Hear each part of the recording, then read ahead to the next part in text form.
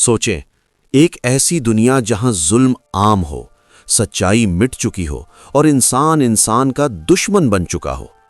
آج سے تقریباً 1400 سال پہلے دنیا بالکل ایسی ہی تھی۔ اس وقت دنیا میں ہر طرف اندھیرا ہی اندھیرا تھا۔ لوگ بتوں کی پوجا کرتے تھے، حالانکہ وہ خود اپنے ہاتھوں سے بناتے تھے۔ عرب کے معاشرے میں ظلم عام تھا، کمزور کو کوئی حق نہیں دیا جاتا تھا، غریبوں کو دبایا جاتا تھا اور طاقتور ہی سب کچھ تھا۔ بیٹیوں کو زندہ دفن کر دیا جاتا تھا۔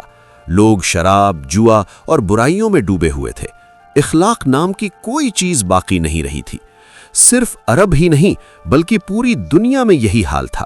روم اور فارس جیسی بڑی طاقتیں بھی ظلم اور ناانصافی میں ڈوبی ہوئی تھیں۔ انسانیت ایک ایسے رہنما کی منتظر تھی جو سچائی، انصاف اور روشنی لے کر آئے، اور پھر اسی اندھیرے میں اللہ تعالیٰ نے ایک نور بھیجنے کا فیصلہ کیا۔ مکہ کی سرزمین پر ایک ایسا بچہ پیدا ہونے والا تھا جو پوری دنیا کو بدل دے گا۔ یہ وہ ہستی تھیں جنہیں ہم نبی کریم صلی اللہ علیہ وسلم کے نام سے جانتے ہیں۔ دوستو، اگلے حصے میں ہم جانیں گے نبی صلی اللہ علیہ وسلم کی پیدائش کا حیران کن واقعہ، کیسے ایک نور پوری دنیا میں پھیل گیا۔